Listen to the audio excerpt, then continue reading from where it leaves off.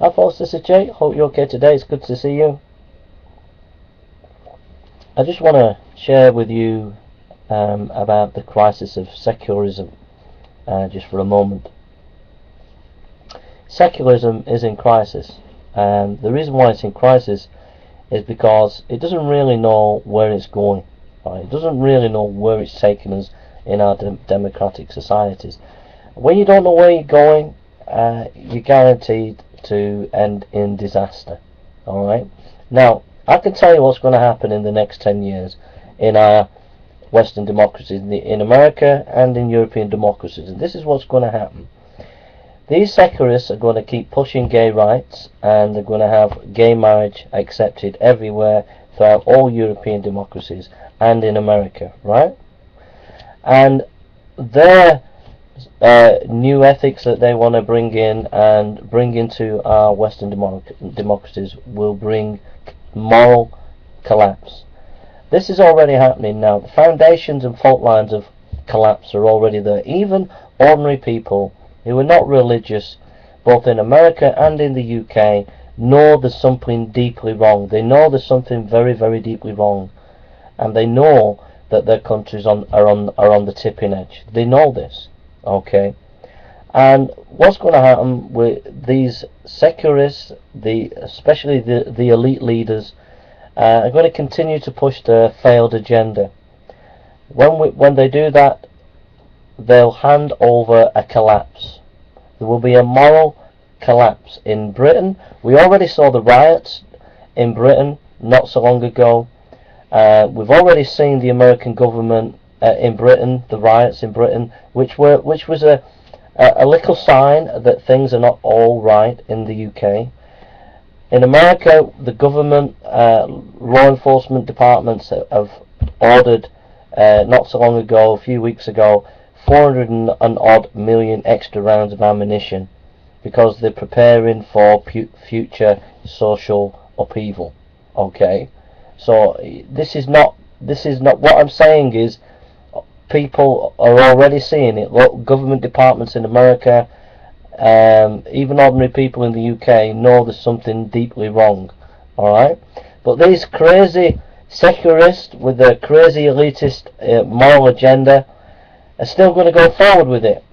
They're interested in fame, money and power. They're not interested in the ordinary people. So they're going to push for it. And what they do, what will happen is, and what is happening already, is they leave a moral vacuum. Once you start to have gay marriage, once you start to say anything's permitted, whatever, you leave a moral vacuum. There's no moral standards there within that nation anymore. Okay? And where there's a vacuum, it will collapse. And that's what's going to happen. We're seeing it in the banking system. It's already collapsing in Europe. It's collapsing before our very eyes, and it will take the rest of the capitalist agenda down with it. We've seen it in the politicians, the corrupt politicians in America, the corrupt politicians in the UK and in Europe. They're all corrupt. So in the banking system, in the political system, in the business system, it's all corrupt. Even in our sports, there's corruption at a deep and endemic level. And it's all there for everybody to see. Now you can cover over the cracks, but the secularists aren't going to are doing that. But they're not sorting out the foundations. They're not sorting out the problem. So what happens then? So you've got this moral vacuum. They'll push for these promiscuous moral agendas. Euthanasia will come in, etc. They'll push for all this. The moral vacuum's there. The collapse, right? That'll happen in the next couple of years. Nations that were full nations will have split. For example, Scotland will succeed and leave the United Kingdom. You know, you might even get a state in America leaving America and setting up on themselves because of just the disunity within the nation. Okay, so as the moral vacuum collapses, nations will start to break up, the European Union will break up, etc. What will happen with the vacuum? Who will fill it? I'll tell you who will fill it. there'll be a resurgence of Islam in Europe and in America. Islam will have a resurgence and will begin to take political control and will begin to assert itself politically in Europe and in America and take control of political power. But that will cause division, because they'll be making cities like Birmingham, Manchester, cities in America, they'll be declaring them under Sharia law and as Islamic states, and that'll cause military upheaval. Alright, because some people won't agree with that, and there'll be military clashes. That's what's going to happen in the next 10 years. The moral vacuum of Europe and America will bring moral collapse, and this project of this liberal elitist moral agenda will fail, and it will leave a moral vacuum, and there'll be a collapse. And the only people strong enough politically to be able to fill that vacuum will be Islam, and they will resurge, and they will begin to flex their political muscle and power, and they will begin to take control. They will bring divide and rule within nations. They will claim Islamic statehood for a city or a town, like happened in Russia with Chechnya, and that will cause military military warfare, because some will disagree with that and say, well, no, this city is part of our nation, it's not under Islamic law, etc. And it will cause division and more fracture and more wars and more divisions in society. That's where we're headed in the next 10 years. This secular elitist agenda is nowhere near strong enough to take on Islam. Islam is far, far stronger. And what about the church? Well, the church in the West, because of an affluent society, because of affluence, has become muted. There'll be only, in proportion to the nation, there'll only be a small minority of radical evangelical Christians, and they'll be meeting in houses. They'll be meeting in house churches in America, and house churches in England, and house churches around Europe. They will not be meeting in the main buildings. There'll be a small minority of committed people who really committed to the Christian faith. The rest of the churches will be captured by affluence and the state way of thinking. They will capitulate to gay marriage. They'll be doing gay marriages in the Church of England. They'll be doing gay marriages in the Episcopalian churches in America, and main denominations. The main denominations will capitulate to whatever the liberal elite are trying to get the nations to do. So the only way forward is for people to wake up and realize in the next 10 years secularism is in a crisis now. We're in a crisis, and the only way forward is for our nations to realize the only hope is to fall back at a strong position, and that is to fall back to Christianity. Is for our politicians, writers and philosophers and thinkers to have a resurgence of Christianity within the nations. What that will do, it will give moral fibre and moral strength to our democracies, so we will not collapse morally. There will be no vacuum, and that will maintain true and vibrant democracy.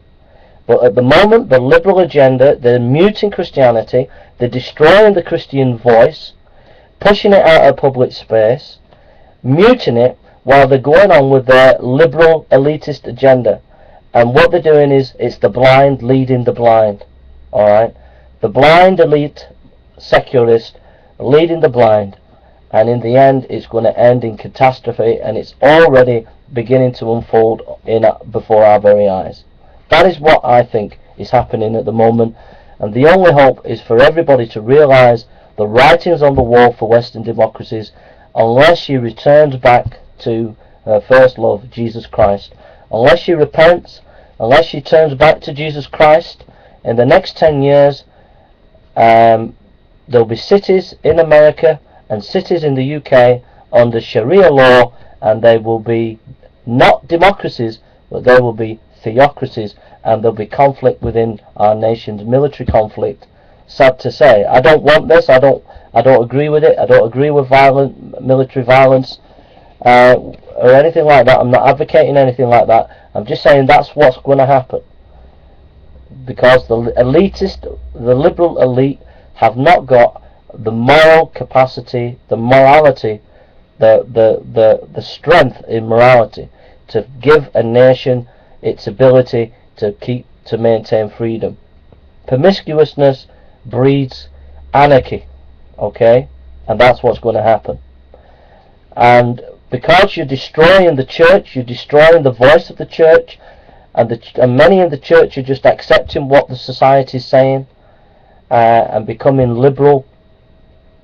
The true church will have to go underground in the West, and when she goes underground, she'll be meeting in house churches, she'll be being persecuted, will be being put in prison, while there's chaos on the streets and there's anarchy, and the people that will step in the place will be Islam, because Islam will be the only strongest force internationally and nationally that can stamp some kind of authority in that moral chaos.